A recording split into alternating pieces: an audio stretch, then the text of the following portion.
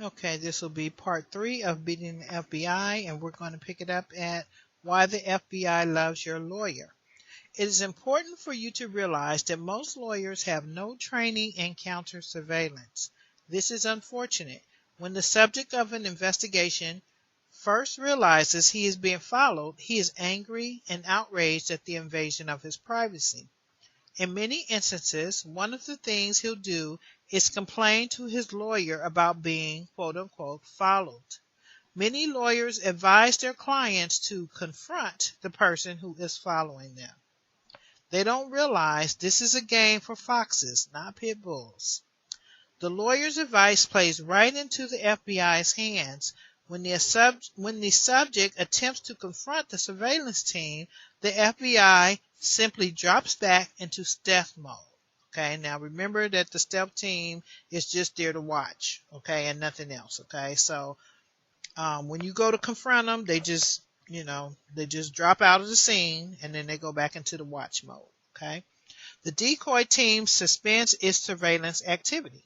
So that's why you will hear a lot of TI saying, that they confronted the perp or whatever, and the perp really doesn't respond. I've had that experience, like where I've had to say something, and they really don't respond. You can tell that they're very rehearsed and that they're given a script, okay?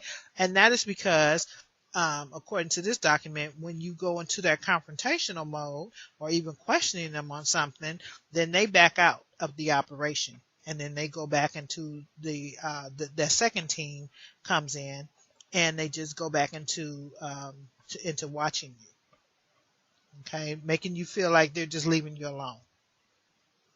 Because members of the decoy team are relatively easy to detect, their absence is easily noticed. Okay, remember the decoy team? That's the boots on the ground. That's the street perps. Okay, the ones that we probably see the most. If you get to stalking. The subject assumes that his lawyer's advice has achieved the intended effect. After all, the subject confronted the people who were following him and they immediately stopped. Okay, so your lawyer tells you, just go in and tell them that you don't appreciate them following you, and you do it, and then all of a sudden nobody's following you anymore. Well, that's what they want you to do. This article is saying they want you to get real comfortable. They want you to think that it stopped. What the subject does not realize, of course, is that the stealth team is now active, and those are the watchers. Okay, the stealth team is the watchers. They have been there all along, of course, as part of the background while the decoy team was working. When the decoy team departs, the stealth team is still there as part of the background. So from the subject's point of view, everything appears to return to normal. Okay, so it's important for them to allow you time to settle in and to feel comfortable thinking that everything is back to normal so that they can continue to set those traps for you. Okay, so basic psychology, the FBI surveillance team is only too willing to accommodate your emotional desire for control over your immediate environment. It is a fantasy that will lead to your ruin. Here's why.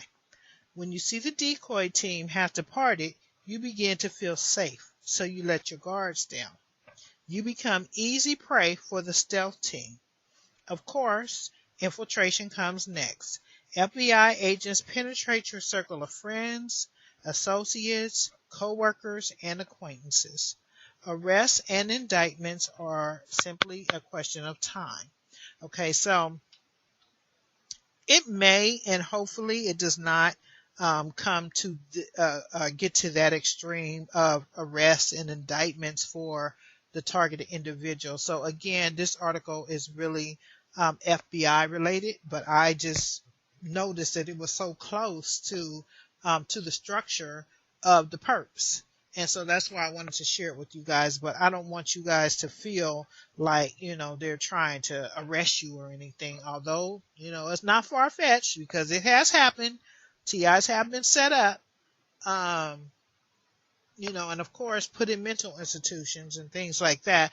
But I don't want to, put fear into anybody thinking that, that's what their main goal is. I mean, It could be, but I just, that's not the purpose of me sharing this with you. Let's just put it like that. Okay. Dummy up. Here's what this means in simple language. You can play the macho man or you can beat the FBI. You cannot have it both ways. It is an either or situation. If you insist on being a know-it-all, tough guy confronting the people who are following you, the FBI is going to play you like a cheap fiddle at a country hoedown. And this is for the people who believe in the confrontation. I personally don't. I'm trying to learn to pick my battles. If I need to say something, I definitely will. But I mean, you would be in confrontations all day if you confronted each perp that does whatever they do. So for me, ignoring has been the best way to deal with this. But again, I will definitely speak up when I need to. Um, so they're saying if you're the type that is confrontational, then the FBI is really going to be hard on you. Okay, and it says to beat the FBI, you need self-control and self-discipline. I agree with that. Be smart. Learn from the mistakes of others. FBI surveillance teams do not just go away. Okay, let's see. Have a little more time. All right. Rapid response. This is the second component of the FBI's three-pronged strategy of multi-layered teams, rapid response, and managed aggression. The width and breadth of the FBI's presence have been a closely guarded secret up to now. Many people do not realize that the FBI can provide same-day response anywhere in North America. This is called the strategy of surveillance in time. Okay, so they can set up same day. You move, they can move the same day or call their people wherever you are. In fact, the FBI can mount a same-day surveillance operation in any city located in the United States, Canada, or Mexico.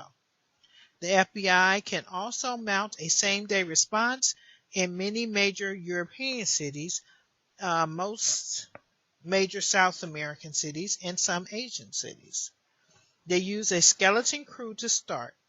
Outside North America, they sometimes farm out to subcontractors.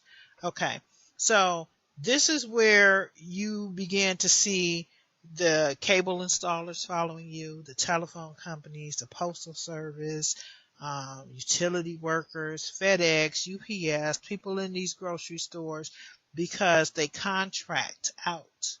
They contract out. Even the perps are contractors, actually. Citizens Corps, and some of these other agencies that they get these perps from. These are contractors, and I believe they're contracting with the government. That's what I believe. I believe it's closely related to the FBI, if not all the way FBI. Okay, in many cases, the full surveillance deployment arrives overnight and begins work the next day. In situations where FBI resources are already stretched by other major cases, it may take 2 days for the full surveillance complement to arrive. But make no mistakes about it, surveillance has been underway since day one. If they choose to do so, and they often do, the FBI can initiate surveillance the same day they become aware of you. The reconnaissance factor. In many surveillance situations, a special team is deployed to provide reconnaissance information for the main surveillance teams. This reconnaissance team is called the advance team. The reconnaissance team is deployed ahead of the decoy and stealth teams that were discussed earlier in the article. And for those of you who are not sure what reconnaissance is, because I was not, is basically them scouting out the area. So they have a whole team to come and scout out your area, your neighborhood, your house, your job area, or whatever. Okay, so that's what the reconnaissance team does. The advanced team is tasked with establishing roughly who you are, where you are, and what you're doing. They'll take photographs of you, your home, your office, and your vehicles. The photographs help agents identify you on site. I believe that they text our pictures This advanced team must be the team that they have on me, because I get this kind of stuff all the time. All the time. Okay. Um, the person who secretly takes pictures of you is called a peep. Okay. So when you catch people taking pictures of you, they are a peep. Okay. The peep often arrives at your doorstep disguised as a volunteer collecting for a charity or religious organization. Now, someone mentioned, I hope that person is listening to this video. Someone mentioned recently in one of my comments that people come to their door, and actually, this person had asked me a question. When people come to the door, should I answer? Should I answer my door? Because these people are constantly coming to my door, and I don't know if she said they're trying to sell her something or if it was a religious organization, but it was kind of like she didn't feel too good about it because it happens a lot. Well, those people, after I read this, I realized they could possibly be peeps. Okay, it says the peep often arrives at your doorstep disguised as a volunteer collecting for charity or a religious canvasser. Okay, like the CIA, the FBI is big on using organized religion as cover for covert operations. All right, so you have those religious people coming to share the word with you. They could be a peep. Okay, they could have a little camera attached to them. This whole thing is just sick. It's very sick. Um, the primary task of the advanced team, however, is to break into your office or home. This is called surreptitious entry by spies. That's just polite talk for break and enter. And this is for the people who say, people come into their homes. And I do believe that everyone who is under surveillance, they probably have come into your home once or twice to plant listening devices and cameras. That's what I believe, because I've read other stuff about that and I just believe it. But that's not to scare anyone. So I think that they do the break and enter to most TIs at least once, but then some people, they continually come into their homes, from what I'm told. The break-in usually happens during the first few days of a surveillance operation. Once inside, they perform a quick search of your property. They've got special ways to get inside locked drawers and office safes. They'll often bug your home or office. Being able to hear all of your conversations gives them a tremendous advantage. Now, there's so many ways they can hear our conversations these days. I mean, most people have like Alexa or something in their house. Your cell phone is one of the major ways they can hear your conversations, and even through your computer. And they can see you through your computer and your television as well. Okay. If they already know where you're going, it makes it easier to follow you. If they know you're going to a restaurant, for example, they can arrive before you do. That happens all the time to me. The FBI's tactic of being the first to arrive at your destination has fooled many people over the years, because you'll get there and you'll be like, no, that person that doesn't have me under surveillance, because a lot of times we think of being followed as the person behind us. They're following us from behind, but no, they will get there before you get there. They'll be on the side of you, in front of you, and those people are involved as well. Some of them, not all of them. They also usually attach a tracking device called a beeper to your vehicle. This makes it easier for them to track you in traffic. Clearly, if you are sharp enough to detect the advanced team, and if you don't reveal that you've spotted them, you can enjoy a major tactical advantage over the FBI during the entire surveillance operation. You can either cloak your activities so they find nothing, or you can feed them misinformation. You can also watch the behavior of the surveillance team itself for telltale signs that indicate they've got your home or office bugged. Okay, so basically this is saying if you ignore them, you're better off. You're kind of throwing them off by ignoring them, because they don't know if you know they're there or not. Consequences of same-day response. What's the lesson in all of this? Here's a Oh, I don't want to read that. That's too long, you guys. Yeah, I think that's too long.